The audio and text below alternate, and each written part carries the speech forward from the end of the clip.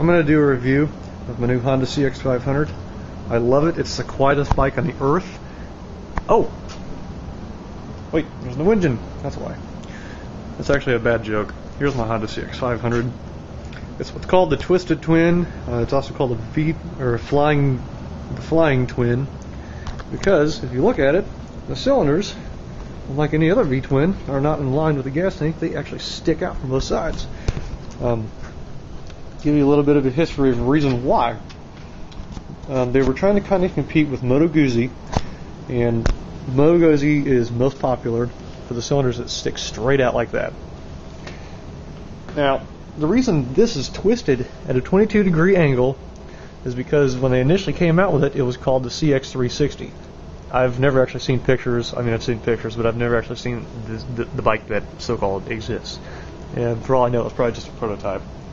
But the problem with it is that because the cylinders stuck straight out like this, the carburetors also ran in line. Now, the problem with that is this here. Let's say I'm the rider and that's my leg, and the carburetor's right here. I think you can see the problem. So what they did is, like I said, they twisted it 22 degrees, and then they also changed the offset for the pistons to be 80 degrees, as you know, an 80-degree angle instead of a 90-degree angle. I'm not really sure why they changed that, but you know, whatever. Now, if you're thinking of getting a bike, I would ask God say that this is the bike to get, because I've heard so many stories of these things reaching upwards of 110,000 miles without really needing that much work done to them. This one actually only has 5,000 miles, so everything that I've tested on it is, like I said, practically new. The average age for these things that I've seen on the internet and seen in ads and stuff in the newspaper is somewhere between 30 and 50,000 miles. And these are incredibly great bikes. I would even call them tanks, to be honest. And if you don't know a whole lot about bikes, but you're really looking to get one, this is a great one to get. Because for one, this is probably one of the most maintenance-free, well, maybe not maintenance-free, but this is one of the easiest vehicles to maintain. It's very conventional, just like a car. You have hydraulic brakes, say in your car. This is your brake reservoir, where you just put brake fluid in. Instead of your brake pedal, you've got your brake arm. It's got a dual piston, single disc brake. The European models actually have a dual disc brake. There's something called the GL500. It is kind of more of a, it's called the Silver Wing. And the reason why is because it's somewhat like a Goldwing, just kind of like a baby version. So, it's got a bigger fairing and a windshield, and it's got a little trunk and some stuff on the side. And I believe that it has dual discs. So, if you can find yourself a GL500 and just take all the plastics off, you could pretty much have a dual disc setup. That's a lot of work. But the great thing about the dual disc setup is that it gives you a lot more braking power than this. And from what I've heard, this is not the best braking for this. But then, I haven't exactly been riding this around because, for one, it's like 20 degrees almost every single day. And I'm still working on fixing it up, so really there's no need for me to go whip it around town. Plus, it's a bit untitled at the moment. We're working on that situation. But anyway, so, this is what it looks like. Now, this is actually a custom model. And the reason they call it a custom is because during the time they wanted to compete with Harley sales. So instead of this thing having like a front fairing like most of them do, it has more of a naked look. So you've got your gauges and you've got your headlight in your face, just like a Harley. These nice big forks. Now, when you get back here, this has actually got a different gas tank than the regular Hondas. This is actually a little bit fatter. I'm not sure if the fuel capacity is any different. I think it's still about the same. I know this is pretty close to 5 gallons, so you can easily get about 250 miles, 270 miles out of this on a full tank. The seat, yeah, it's pretty hideous. I mean, you got to think, this is back in the 80s. That was the thing. I call it the coffin seat because if I died, this is probably what it would look like on the ceiling. I may or may not change it. I think it's ugly, but at the same time, it's what came with the bike originally, which kind of makes it neat. So, whatever. You also have a radiator, which is right here. Now, the cooling fan for this, believe it or not, this is kind of interesting as well, is that it is driven by the camshaft. So it's a mechanically driven fan blade. Now another kind of slight issue with these, something to look for, is that if you have a higher mileage bike than what this is, obviously, you know, more than 5,000 miles, the fan blade is actually made out of a plastic composite.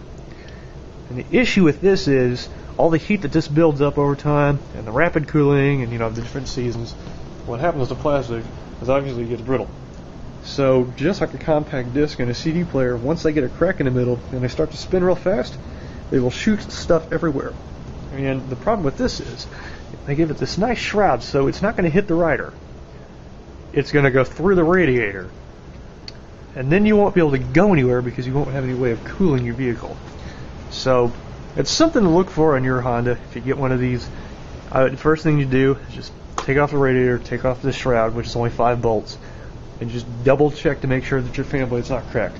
Because like I said, if you spin this thing up to like $9 grand and that thing shoots off, it's going to shoot shrapnel through the front of the bike, and then you're going to be really screwed because you're going to have to try and find a radiator on eBay or something like that. But, okay. So, you know, you got that.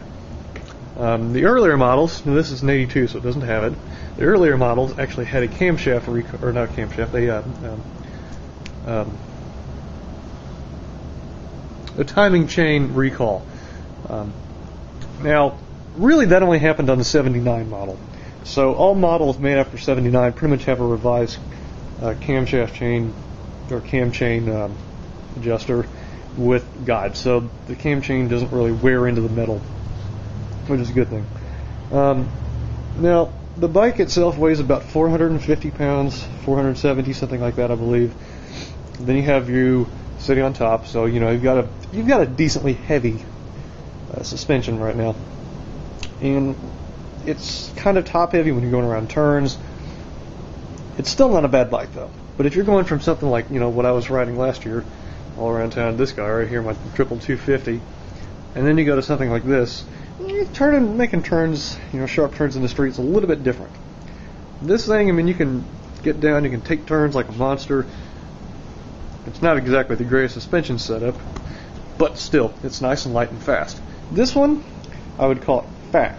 It's very fat and heavy. Now, it's still got plenty of torque. It's you know, V-twin power. It's 500 cc.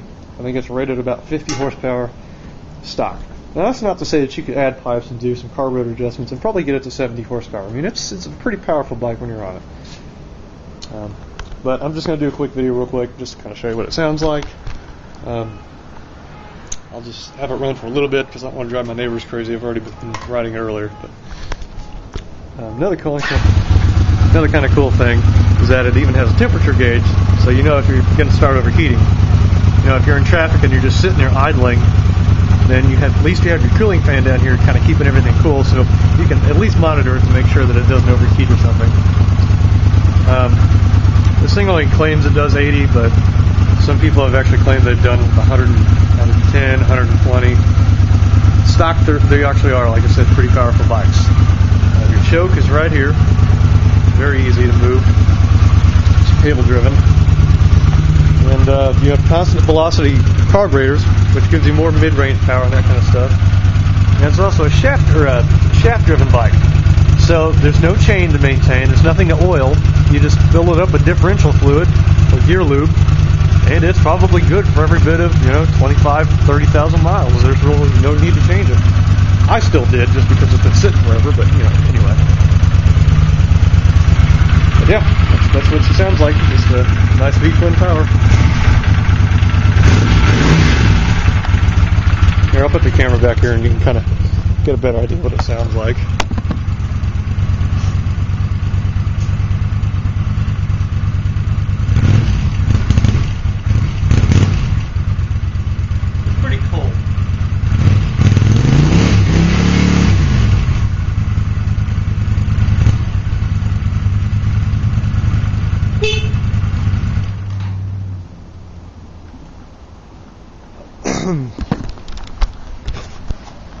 But there you go. And one more really neat thing about this before I run out of time is that it has a vacuum operated pitcock. So fuel only flows through this thing when the engine's running, so if you accidentally leave your gas open, you won't flood your bike and won't have a big pool of gas underneath you.